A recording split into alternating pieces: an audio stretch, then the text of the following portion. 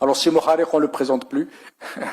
Je rappelle juste il a été de tous les chantiers, réforme du code de travail, CNSS, etc. À la tête de l'UMT, principal syndicat du pays, de tous les combats sociaux.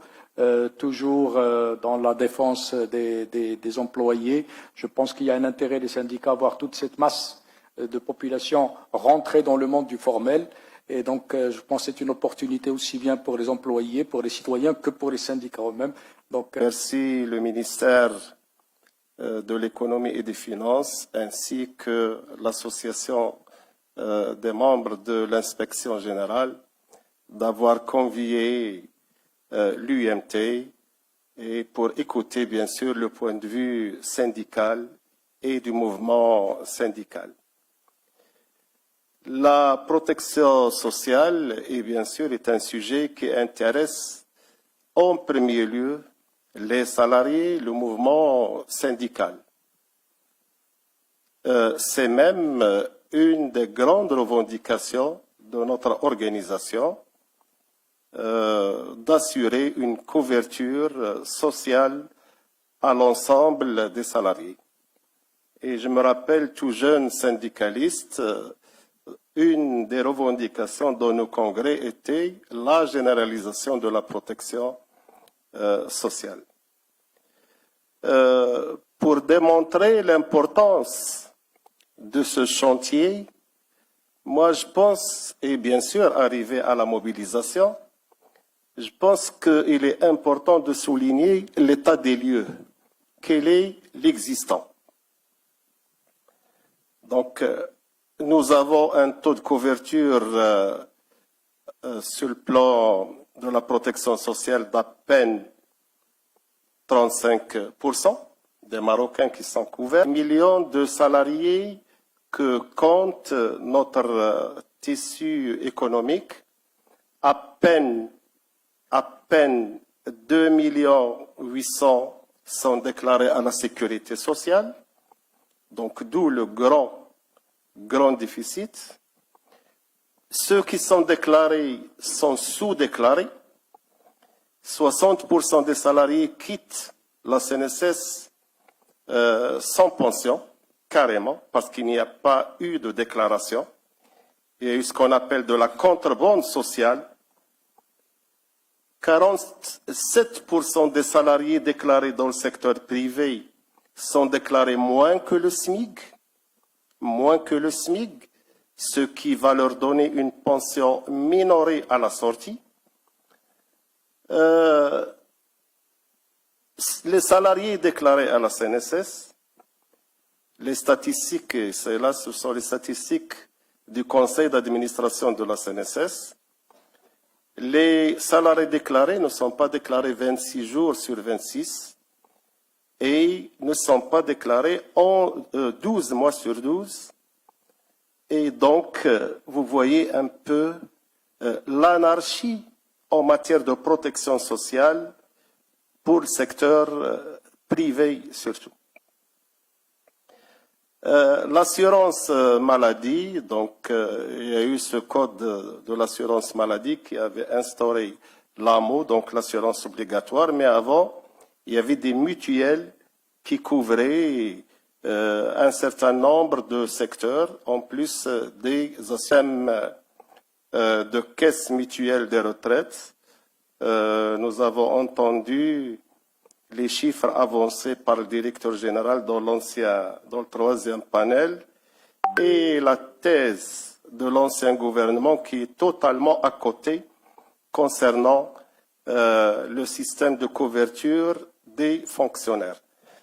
Et surtout sur cette malheureuse réforme paramétrique opérée par l'ancien gouvernement.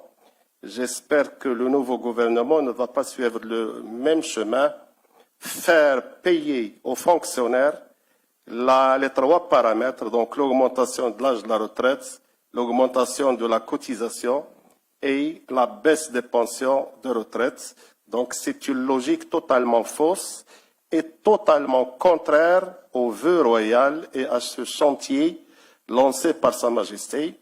Donc ce chantier qui vise à l'égalité sociale et à la justice sociale.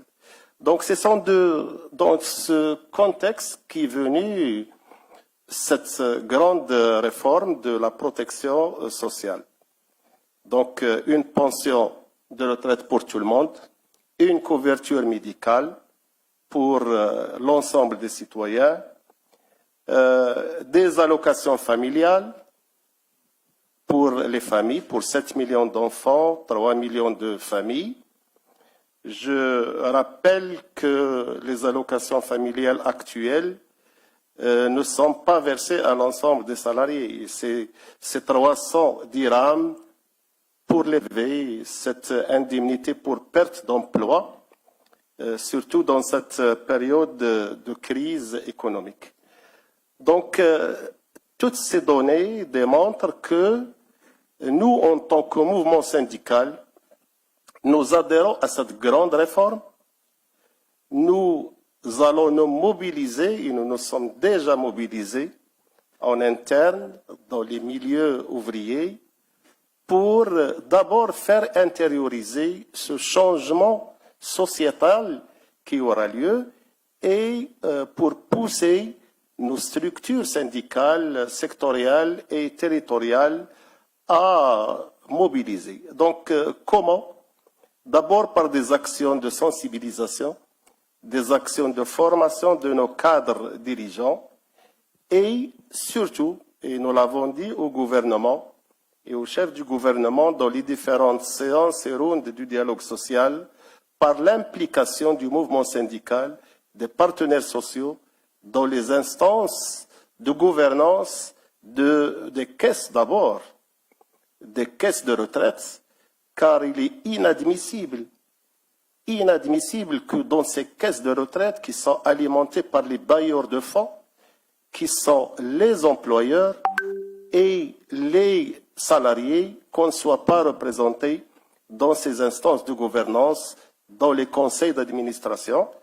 Je voudrais ici saluer l'initiative qu'a prise Monsieur le chef du gouvernement de réviser le statut de la Caisse marocaine de retraite et aucune représentation des fonctionnaires dans la gouvernance de ces deux caisses. Donc, les lois sont en train d'être révisées pour une représentation, pour une politique participative. Donc, nous allons nous mobiliser également sur ce plan-là comme organisation syndicale de proposition pour la gouvernance dans ces caisses actuelles et à venir.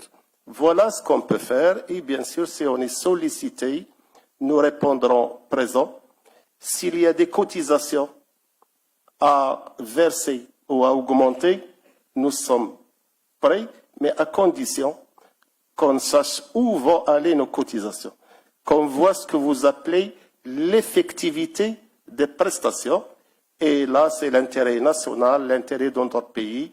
L'UMT est une organisation syndicale nationaliste et il restera comme ça. Merci.